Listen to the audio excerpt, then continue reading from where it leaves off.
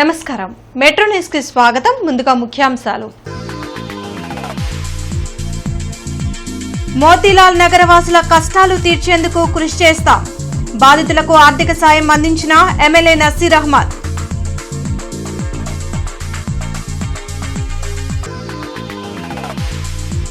గుంటూరుని స్వచ్ఛ నగరంగా తీర్చిదిద్దేందుకు సమన్వయంతో కృషి చేయాలి. స్వచ్ఛ సర్వేక్షణ్ అవగాహన కార్యక్రమాల్లో కమిషనర్ సూచన.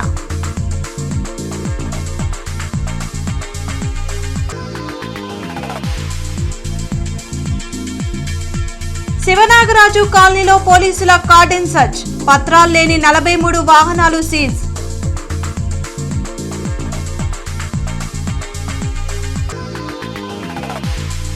వీకోట జర్నలిస్ట్ హత్యను ఖండించిన జర్నలిస్ట్ సంఘాలు. నగరంలో నిరసన ప్రదర్శన. ఎస్పీ వకుల్ జిందాల్కు వినతి పత్రం.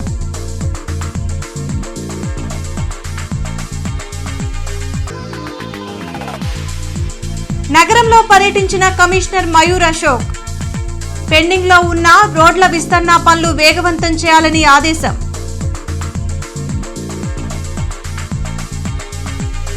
మోతీలాల్ నగర వాసుల కష్టాలు తీర్చేందుకు సాయశక్తులా కృషి చేస్తామని ఎమ్మెల్యే నసీర్ అహ్మద్ హామీ ఇచ్చారు.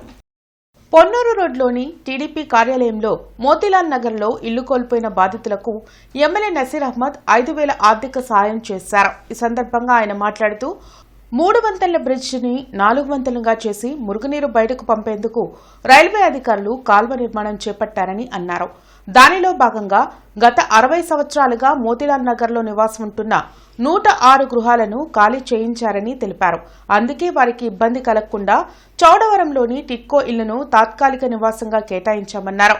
మోతీలాల్ నగర్ వాసులు రెక్కాడితే గాని డొక్కాడిని పేదలని, అందుకే వారికి 5,000 రూపాయల చొప్పున ఆర్థిక సహాయం చేస్తున్నామని తెలిపారు. ఈ కార్యక్రమంలో జనసేన పార్టీ జిల్లా అధ్యక్షులు గాది వెంకటేశ్వరరావు, ఇతర ముఖ్య నాయకులు పాల్గొన్నారు. ఒక మంచి వ్యక్తిగా ఎట్లాంటి దురాలోచన లేకుండా ఒక మంచి ఆలోచనతో వాళ్ళందరితో మాట్లాడుతున్నప్పుడు ప్రతిపక్షాలు కూడా మేము కోరుతుంది అదే. ఎస్, మేము తప్పు చేస్తే మీరు చెప్పండి తప్పితే మేము చేసే మంచిని కూడా మీరు తప్పు చేయాలని చెప్పే ప్రయత్నం చేస్తే బూమ్రాంగ్ అవుతుంది. అందుకని ఒకసారి అందరికి చెప్తున్నాను, వాళ్ళందరినీ కూడా మంచిగా మాట్లాడారు ఎమ్మెల్యే గారు. వాళ్ళకి మంచి చేసే కార్యక్రమం చేస్తున్నారు కాబట్టి వాళ్ళ జనసేన తరఫున మేము కూడా వచ్చాం. ఎప్పుడు చెప్తాం మేము మా కూటమిలో తరపులు చేసిన కానీ మేము ఊరుకోమని చెప్పి. అట్లాగే ఇవాళ ఎప్పుడు కూడా ఆ స్టేజీ ఆ పరిణామం రాకుండా ఆయన గెలిచినటువంటి 2 సంవత్సరాల నుంచి కూడా ఇటు ఉన్నటువంటి స్లమ్ ఏరియాలు ఎక్కువ మన కిష్లో ఆ స్లమ్నన్నీ కూడా డెవలప్ చేద్దాము.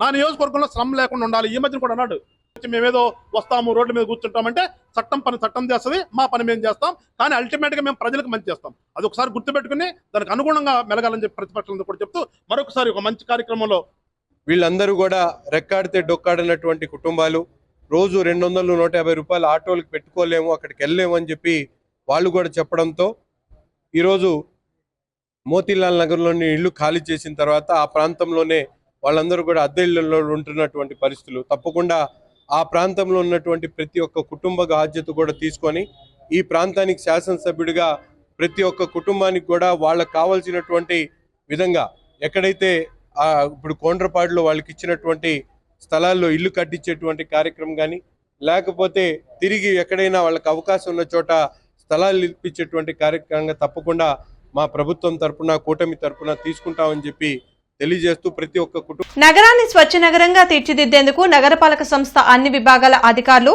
సమన్వయంతో కృషి చేయాలని నగర కమిషనర్ మయూర్ అశోక్ సూచించారు. వెంకటేశ్వర విజ్ఞాన మందిరంలో కమిషనర్ ప్రజారోగ్య ఇంజనీరింగ్ అధికారులతో స్వచ్ఛ సర్వేక్షణపై అవగాహన కార్యక్రమం నిర్వహించారు. ఈ సందర్భంగా కమిషనర్ మాట్లాడుతూ నగరంలో తప్పనిసరిగా డోర్ టు డోర్ చెత్త సేకరణ 100% జరగాలని చెప్పారు. శానిటరీ ఇన్స్పెక్టర్లు, కార్యదర్శులు తమ పరిధిలో రోడ్ల మీద చెత్త కుప్పలు లేకుండా చూడాలన్నారు. ఖాళీ స్థలాల్లో వ్యర్థాలు వేయకుండా డ్రైన్లలో సిల్టును పూర్తి స్థాయిలో తొలగించడానికి ప్రత్యేక డ్రైవ్ ను ఏర్పాటు చేయాలన్నారు. సచివాలయాల వారీగా పరిశీలించి అలసత్వం వహించిన వారిపై చర్యలు తీసుకోవడం జరుగుతుందని హెచ్చరించారు. ఈ కార్యక్రమంలో additional commissioner Sambasivarao, deputy commissioner CH Srinivas, MHO doctor Suresh, Sundarramireddy, Anil తదితరులు పాల్గొన్నారు. అది కాదు, ఓపెన్ ప్లాట్స్ లో కూడా మనకి it is related to public health కాబట్టి అక్కడ కూడా మనం క్లీనింగ్ చేసుకోవాలి, లేదంటే ఓపెన్ ప్లాట్ ఎవరికి ఓనర్ ఉన్నారు వాళ్ళ చేత చేయించాలి. అల్టిమేట్గా అక్కడ చెత్త ఉండకూడదు. దానికి మార్గం రకరకాలు ఉంటాయి. అది ఏ విధంగా చేయాలి మీరు అక్కడ లోకల్ పరిస్థితి బట్టి మీ అసెస్మెంట్ బట్టి మీరు నిర్ణయం తీసుకొని చేయాలి. దానికోసం చాలా టూల్స్ ఉన్నాయి. మీకు ఈవెన్ ఫైన్ ఇంపోజ్ చేయమని కూడా చెప్పాను. అరండల్పేట పోలీస్ స్టేషన్ పరిధిలోని శివనాగరాజు కాలనీలో పోలీసులు కార్డన్ సెర్చ్ నిర్వహించారు. ఇళ్లను క్షుణ్ణంగా తనిఖీ చేసి పత్రాలు లేని 43 వాహనాలను సీజ్ చేశారు.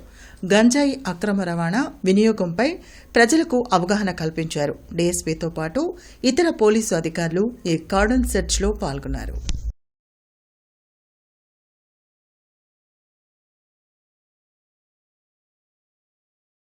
మంచిగా చదువుకోవటం కానీ పనులు చేసుకోవటం కానీ చేసే విధంగా చేయడమే మా యొక్క బాధ్యత.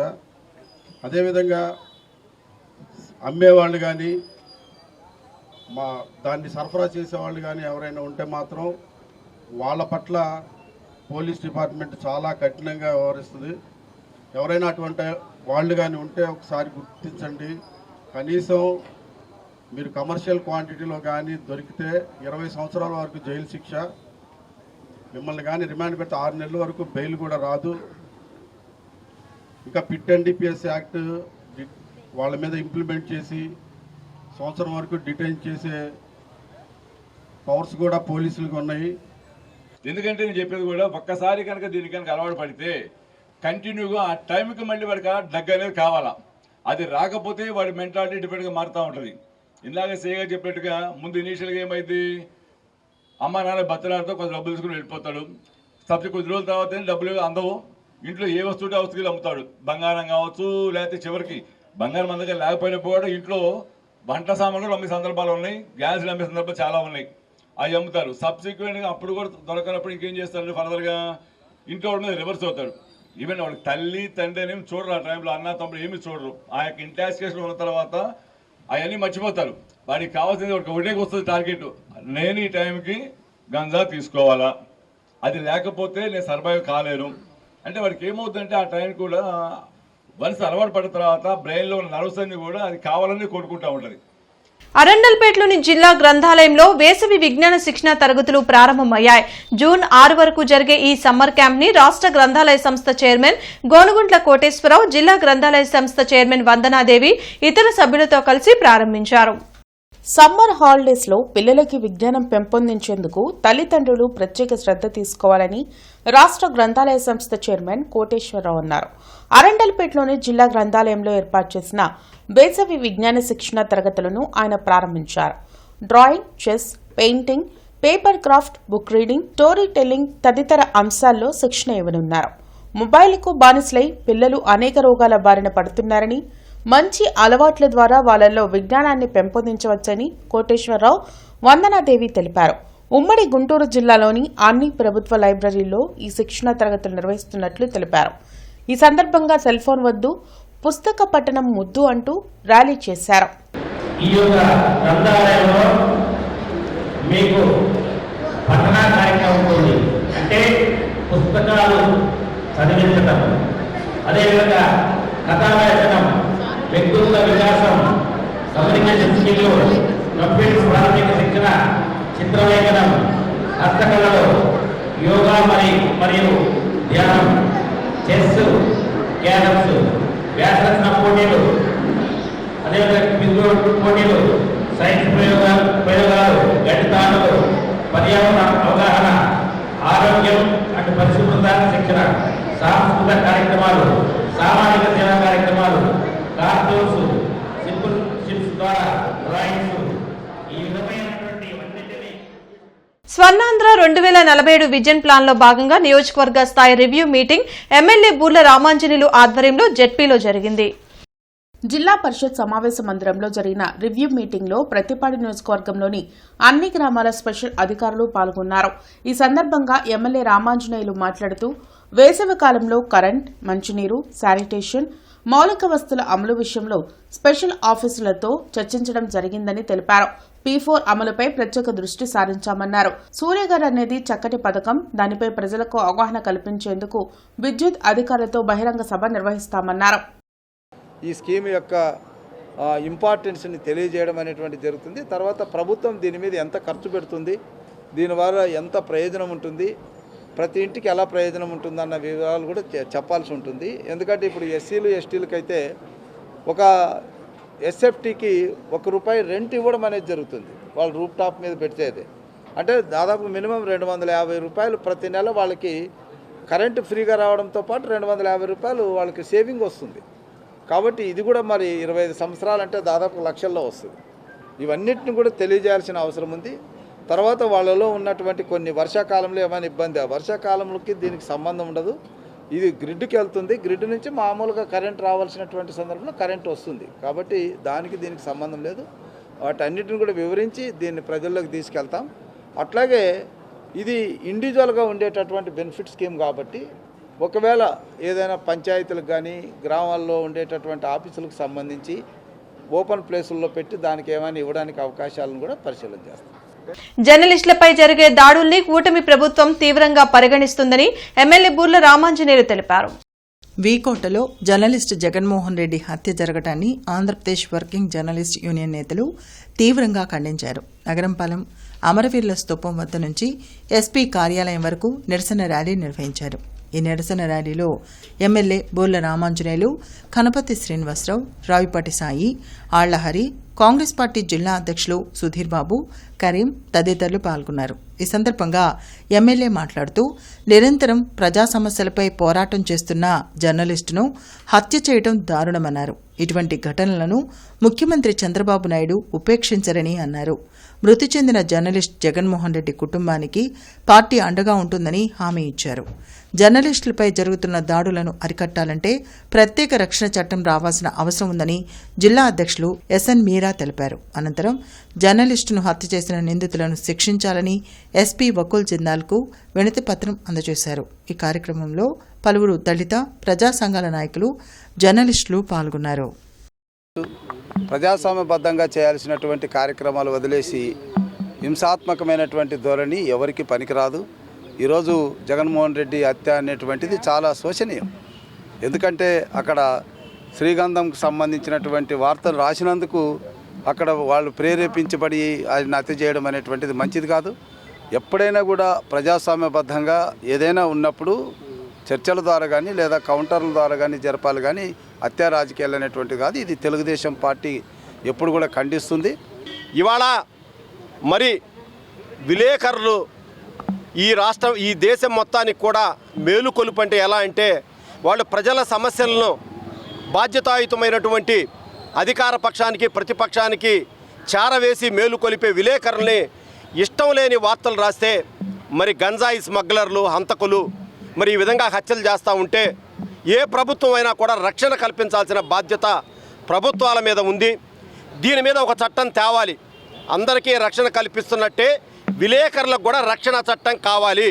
ప్రజలు ఎలా ఆలోచిస్తారు అనే దాని మీద చూడాలి. కాబట్టి దీన్ని రాజకీయ పరంగా కాకుండా ఒక సామాన్యుడిలాగా ఒక జర్నలిస్ట్ మనకి ఎట్లాగైతే మనకు తెలియని వాటి గురించి తెలియజేస్తూ ప్రతిరోజు టీవీల్లో పేపర్లో మనకి ఎన్నో అంశాల గురించి తెలియజేస్తూ ఉంటున్నటువంటి అలాంటి జర్నలిస్టు కుటుంబానికి ఈరోజు జరిగినటువంటి అన్యాయం గురించి గుంటూరు జిల్లా కాంగ్రెస్ పార్టీ తరఫున ఏపీసీసీ మా షర్మిలారెడ్డి గారి సూచనల మేరకు ఈరోజు ఇక్కడికి వచ్చి ఈ యొక్క నిరసనలో పాల్గొనడం జరిగింది. వాస్తవాల్ని రాస్తంటే జర్నలిస్టుని హత్య చేస్తూ ఉన్నారు. జర్నలిస్టులకి రక్షణ లేకుండా పోయింది. ఏ ప్రభుత్వాలు అయినప్పటికీ జర్నలిస్టులని రక్షించుకోవాల్సిన బాధ్యత రాష్ట్ర ప్రభుత్వాల మీద, కేంద్ర ప్రభుత్వాల మీద ఉన్నది. వారికి రక్షణ చట్టం తేవాల్సినటువంటి ఆవశ్యకత, అవసరం ఎంతైనా ఉన్నది. ఈరోజు జర్నలిస్టు కుటుంబాల సంక్షేమంపై ప్రభుత్వాలు దృష్టి పెట్టాల్సిన అవసరం ఉందని ఈ సందర్భంగా తెలియజేస్తూ, జర్నలిజం వాళ్ళ ఏదైతే స్వేచ్ఛలు ఉన్నాయో ఆ స్వేచ్ఛల్ని కూడా అణిచివేసే విధంగా ప్రయత్నం జరుగుతూ ఉన్నాయి. ఏదైతే వాళ్ళు ఉన్నటువంటి జర్నలిజాన్ని కూడా ఒక సపరేట్గా యాక్ట్ కావాలి అనేటటువంటి డిమాండ్ను కేంద్ర రాష్ట్ర ప్రభుత్వాలు అన్ని రాష్ట్రాల్లో జర్నలిజాన్ని గౌరవించే విధంగా ముందుకు తీసుకొని రావాలి. ఇలాంటి జర్నలిస్టులపైన దాడులు చేస్తున్నటువంటి వ్యక్తులను కఠినంగా శిక్షించాలి. హత్య చేసిన నిందితులను వెంటనే అరెస్ట్ చేసి కఠినంగా శిక్షించాలని డిమాండ్ చేస్తున్నాం.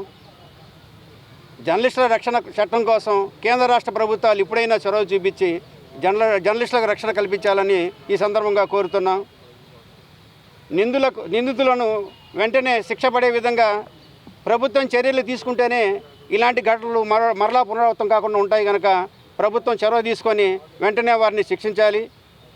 ఏదైతే జర్నలిస్టులు ఉన్నారో నిరంతరం రోడ్లపై తిరుగుతూ వార్తా కథనాలు రాస్తూ వాస్తవాలను వెలుగులోకి తీసుకొస్తున్న సందర్భంగా వేట కొడవలతో నరికి చంపటం, వేటాడటం అత్యంత దారుణమైన హేయమైన చర్యగా ఏపీడబ్ల్యూజే యూనియన్ ఖండిస్తుంది. ఈ సందర్భంగా జర్నలిస్టుల మిత్రులందరూ ఏకమై ముక్తఖండంతో ప్రభుత్వాన్ని, అధికారులను నిలదీసి ఈ దాడికి ఎవరైతే పాల్పడ్డారో వారిని తీవ్రంగా శిక్షించి నిందితులను కఠినంగా శిక్షించవలసిందిగా ఈ సందర్భంగా ఏపీడబ్ల్యూజే యూనియన్ తరపున కోరుతూ రాష్ట్ర వ్యాప్తంగా ఏపీడబ్ల్యూజే యూనియన్ ఈ సంఘటన తీవ్రంగా ఖండిస్తూ రెడ్డిపాలెం, నందివెలుగు రోడ్, ఏటి అగ్రహారం రోడ్ విస్తరణ పనుల్లో పెండింగ్ పోర్షన్లు, వాసవి నగర్లో అనుమతి కోసం దరఖాస్తు చేసిన లేఅవుట్, వివిధ ప్రాంతాల్లో పారిశుద్ధ్య పనులను తనిఖీ చేసి సంబంధిత అధికారులకు కమిషనర్ మయూర్ అశోక్ తగు ఆదేశాలు జారీ చేశారు. ఈ సందర్భంగా ఆయన మాట్లాడుతూ విస్తరణ పెండింగ్ లో ఉన్న రోడ్లను పూర్తి చేయడానికి ఇంజనీరింగ్, పట్టణ ప్రణాళిక అధికారులు సమన్వయంలో యుద్ధ ప్రాతిపదికన చర్యలు తీసుకోవాలని ఆదేశించారు.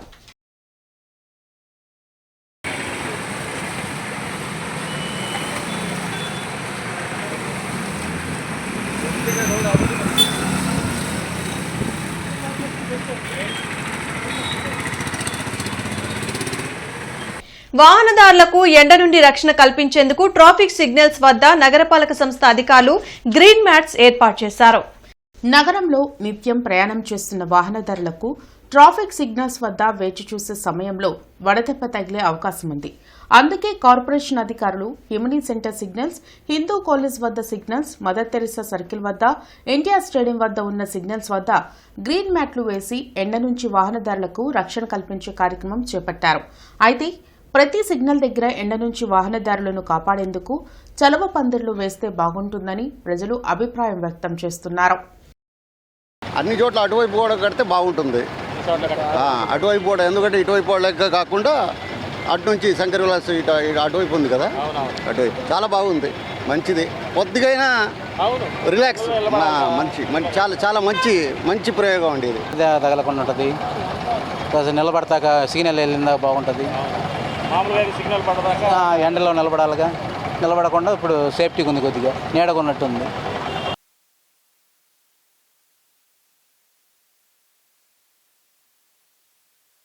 ఇన్కమ్ ట్యాక్స్ రిటర్న్స్ ని కేంద్రం సరళీకృతం చేసిందని ట్యాక్స్ పేయర్స్ సద్వినియోగం చేసుకోవాలని ఇన్కమ్ ట్యాక్స్ అడిషనల్ కమిషనర్ సుప్రియారావు కోరారు.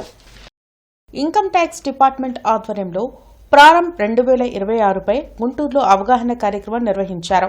లక్ష్మీపురంలోని కాటన్ అసోసియేషన్ హాల్లో జరిగిన ఈ కార్యక్రమంలో ఇండియన్ ఛాంబర్ ఆఫ్ కామర్స్ ప్రతినిధులు ఆతుకూరి ఆంజనేయులు, ఏల్చూరి వెంకటేశ్వర్లు పాల్గొన్నారు. వ్యాపారులు తప్పనిసరిగా ఇన్కమ్ ట్యాక్స్ రిటర్న్స్ వేయాలని సూచించారు. చాలా బలోపేతం అయిపోతుంది. దీనివల్ల ఇన్కమ్ ట్యాక్స్ మీద ప్రభుత్వాలు పెద్దగా ఆధారపడాల్సిన పనిలేదు కాబట్టి ప్రజల్లోకి సరళీకృతంగా ప్రజలకు తీసుకువెళ్ళి ప్రజలను ప్రతి ఒక్కరిని కూడా భాగస్వామ్యం చేయాలని ఒక మంచి సదుద్దేశంతో ఈ కార్యక్రమాన్ని పెట్టి మరి ప్రజలకు చేరువ అయ్యేటందుకు అధికారులు వచ్చున్నారు. వారు మీ అందరికీ వివరిస్తారు. అయితే ఇది ప్రారంభం కాబట్టి దీని మీద మీరు ప్రశ్నలు వేసినా కూడా ఇంకా ఇప్పుడు స్టార్ట్ అయింది కాబట్టి లోతుపోతలు అనేది ముందు వస్తుంటాయి. అప్పుడు దాని మీద ప్రశ్నలు వేసేందుకు అవకాశం ఉంటుంది కాబట్టి దయచేసి why we are doing this is to just familiarize all citizens about this new act because it's very difficult to forget what we have been doing all these years. Act 1961 Act. So that is why we are organizing these outreach programs. The Income Tax Act 2025 has come into effect from 1st of April 2026 and it is replacing the old Act. Main aim ఏంటంటే it is simplifying the Act and language is very much simplified and also litigation is very much reduced అవుతుంది because language is simplified, so multiple interpretations I think will reduce. TJPS కాలేజ్లో online speed kicking మరియు movie విభాగంలో 200 మందికి పైగా వివిధ బ్రాంచీల నుండి పోటీ చేశారు. వారిలో 49 మంది జాతీయ పోటీలకు అర్హత సంపాదించి పోటీల్లో పాల్గొన్నారు. ఈ తైక్వాండో జాతీయ పోటీల్ని taekwondo federation of India Lucknow నిర్వహించారు. దీనికి గుంటూరు నుంచి taekwondo grand master Chaitanya, master S V Krishna, master Balakasireddy, master Firoz, master Lokesh, వివిధ ఇన్స్పెక్టర్లు పాల్గొన్నారు. ఈ పోటీలో పాల్గొన్న వారికి తైక్వాండో ఫెడరేషన్ ఆఫ్ ఇండియా నిర్ణయం మేరకు మెడల్ సర్టిఫికేట్స్ బహుకరించబడతాయన్నారు. First place gold medal, second place silver medal, third and fourth bronze medals మరియు సర్టిఫికేట్లు బహుకరించబడతాయని తెలిపారు.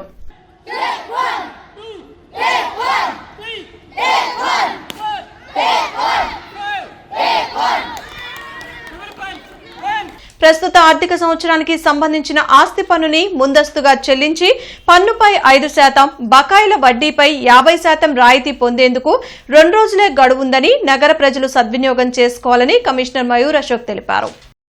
ఈ సందర్భంగా కమిషనర్ మయూర్ అశోక్ మాట్లాడుతూ రాష్ట్ర ప్రభుత్వం ఆస్తి పన్నును ముందస్తుగా ఏకమొత్తంగా చెల్లించే వారికి ప్రకటించిన 5% రాయితీని నగర ప్రజలు విస్తృతంగా వినియోగించుకుంటున్నారని, రాయితీ గడువు ఈ నెలాఖరు వరకే ఉందన్నారు.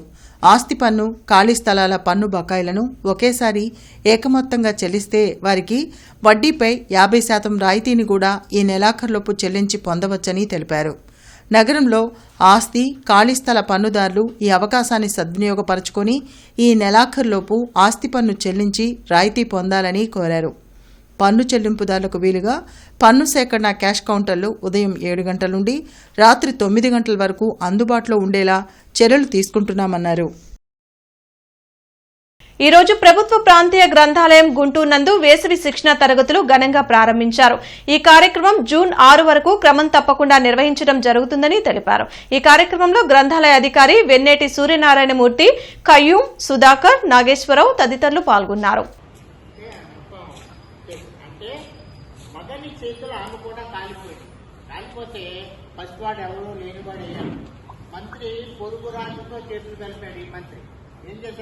గత 2 రోజులుగా రాజస్థాన్ స్టేట్ ఉదయ్పూర్ లో జరుగుతున్నటువంటి పవర్ లిఫ్టింగ్ పోటీల్లో కవి కాసుల పురుషోత్తమ, కవి వారసునిగా కాసుల రాజా శ్రీధర్ రాజు కుమారునిగా, జాతీయ స్థాయిలో కాసుల సత్యరామరాజు ప్రథమ స్థానంలో గోల్డ్ మెడల్ సాధించారు.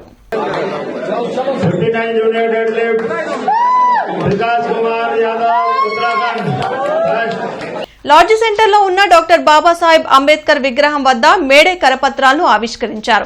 140వ మేడే సందర్భంగా గుంటూరు పట్టణం నల్లచెరువు కమ్యూనిస్టు బొమ్మల సెంటర్లో జరిగే జెండా ఆవిష్కరణ కార్యక్రమాలను విజయవంతం చేయాలని ప్రగతిశీల కార్మిక సమైక్య జిల్లా కమిటీ సభ్యులు నన్నం పోతురాజు విజ్ఞప్తి చేశారు. కార్మిక వర్గం మేల్కొని ఈ దేశంలో ఉన్నటువంటి హర్యానా, గుజరాత్, మధ్యప్రదేశ్, ఉత్తరప్రదేశ్ లాంటి పారిశ్రామిక వాడల్లో అనేక రకాలైనటువంటి ఆందోళనలు చేపట్టారు. ఆ ఆందోళనలపై కేంద్రం బీజేపీ ప్రభుత్వం ఆ రాష్ట్రాల్లో ఉన్నటువంటి పోలీసులు బాబాసాహెబ్ అంబేద్కర్ 135వ జయంతి వేడుకలను పురస్కరించుకుని ఈ నెల 29, 30 తేదీల్లో కడపలోని ఆర్ట్స్ కళాశాల మైదానంలో జరిగే చెక్క భజన, కోలాటానికి సంబంధించిన గోడ పత్రికలను ఆవిష్కరించారు. ఈ కార్యక్రమానికి ముఖ్య అతిథిగా విచ్చేసిన గుంటూరు జిల్లా అధ్యక్షులు చెరుకూరి తిరుపతిరావు మాట్లాడుతూ పివిఎన్ మాధవ్, రాష్ట్ర ఎస్సీ మోర్చా అధ్యక్షులు పనతల సురేష్ ఇచ్చిన పిలుపు మేరకు రాష్ట్ర వ్యాప్తంగా అంబేద్కర్ జయంతి వేడుకలను ఘనంగా నిర్వహిస్తున్నట్లు తెలిపారు. దళితులందరినీ విభిన్న వర్గాల వారిని ఏకీకృతం చేసే విధంగా మరి ఈ చెక్క భజన మరియు కోలాటం కార్యక్రమాన్ని 2 రోజులు భారతీయ జనతా పార్టీ ఎస్సీ మోర్చా ఘనంగా నిర్వహిస్తూ ఉంది. కాబట్టి రాష్ట్ర వ్యాప్తంగా, జిల్లా వ్యాప్తంగా ఉన్నటువంటి అందరూ కూడా ఈ కార్యక్రమంలో పాల్గొని ఈ కార్యక్రమాన్ని విజయవంతం చేయవలసిందిగా తెలియజేస్తూ దానికి సంబంధించిన వాడపత్రిక పోస్టర్ను ఈరోజు భారతీయ జనతా పార్టీ గుంటూరు జిల్లా అధ్యక్షులు చెరుకూరు తిరుపతిరావు గారి ఆధ్వర్యంలో, అలాగే మిగిలినటువంటి ఎస్సీ మోర్చా నాయకులు, ఉపాధ్యక్షులు కత్తేటి బ్రహ్మయ్య, జాలి. బులెటిన్ ముగించే ముందు ముఖ్యాంశాలు మరోసారి. మోతీలాల్ నగరవాసుల కష్టాలు తీర్చేందుకు కృషి చేస్తాం. బాధితులకు ఆర్థిక సాయం అందించిన ఎమ్మెల్యే నసీర్ అహ్మద్.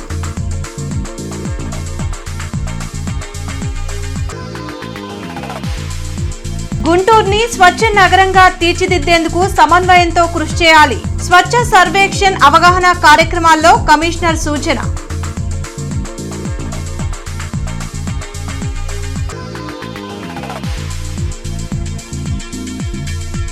శివనాగరాజు కాలనీలో పోలీసుల కార్డెన్ సర్చ్. పత్రాలు లేని 43 వాహనాలు సీజ్.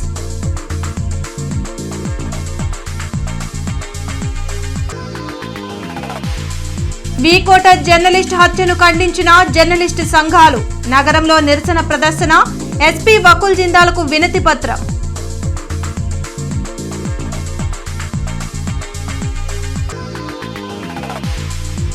నగరంలో పర్యటించిన కమిషనర్ మయూర్ అశోక్. పెండింగ్ లో ఉన్న రోడ్ల విస్తరణ పనులు వేగవంతం చేయాలని ఆదేశం.